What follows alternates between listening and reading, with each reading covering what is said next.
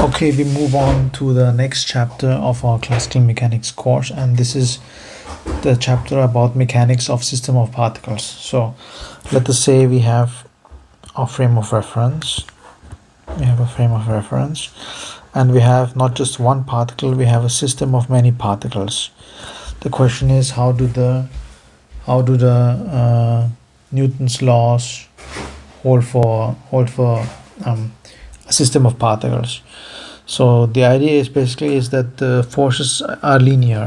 So let us first consider the change of momentum of one particle. So the change of this particle, which we call I, is just pi, right?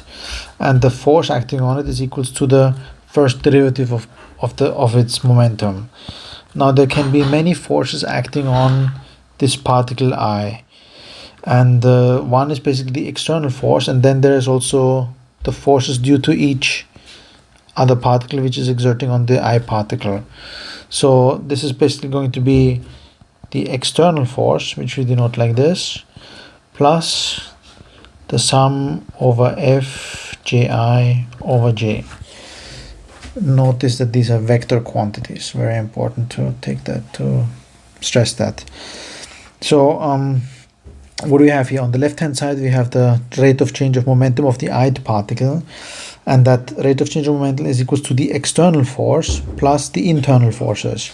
The external force is like a force outside of this system which acts on the whole system, and the internal force is basically, the internal forces are the forces which are acting between the systems. So this is basically the equation describing the particle.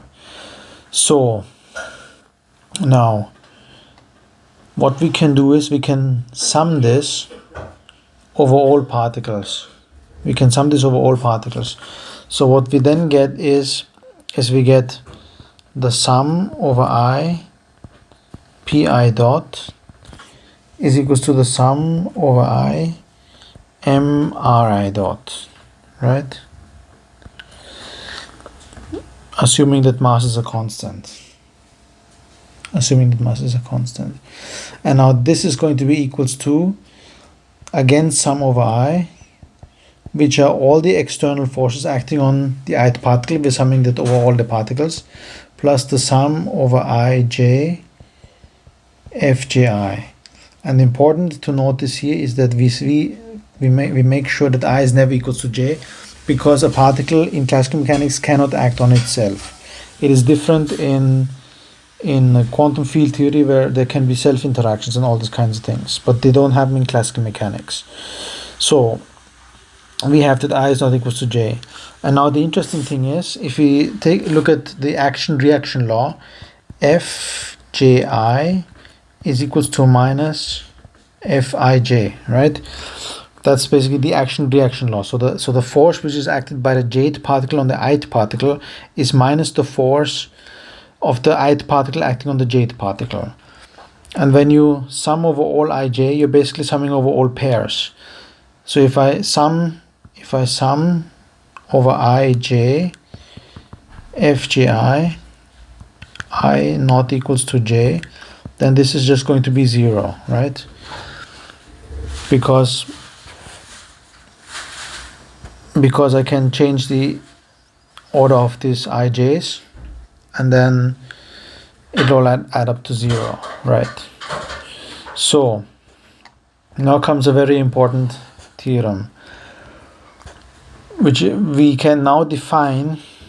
This quantity over here is very interesting, because the sum over I mi divided by the sum over I mi is nothing but the weighted average of the positions of each of the particles, right? Ri is the position of the ith particle, and mi is its mass. So if I multiply each particle's position by the mass and divide by the total mass mi, I get the total average. I get the average position of the particle, and this average position is also more commonly known as the center of mass, right?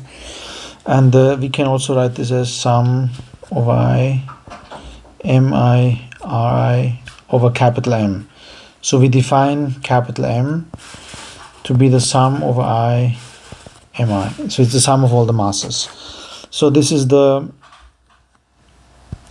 is capital R, which is basically the position of the center of mass. Now if you look back at this equation over here, we have got mri dot, all of that. So what we can do now is we can say, we first notice that the sum over I mi ri is nothing but capital M times R, right? Because in this equation over here, if I multiply this by M, I retain mi ri, right? And now what we're interested in the second derivative, because we want to know the rate of change of momentum of the sum over I mi ri, right? And this is equals to, like we had up here, the external force plus the internal forces, but the internal forces add up all to zero if we take into account that the axial reaxial Newton's law. So this is sum over Fie, right? And now I'm going to use this identity over here. I'm going to write this as d by dt squared m capital R, capital M capital R is equals to the sum over I and the external forces. And now what we can do is we usually assume that the mass is a constant quantity. So we get m times d capital R by dt squared is equals to sum over I Fi external, right? This is an important equation, and basically what it says is that the center of mass moves as if the total external force were acting on the entire mass of the system concentrated at the center of mass, right? And yeah, that's the importance of this equation. So we'll move on to other interesting topics, but for now let's keep it there. Okay, thanks for watching. Bye.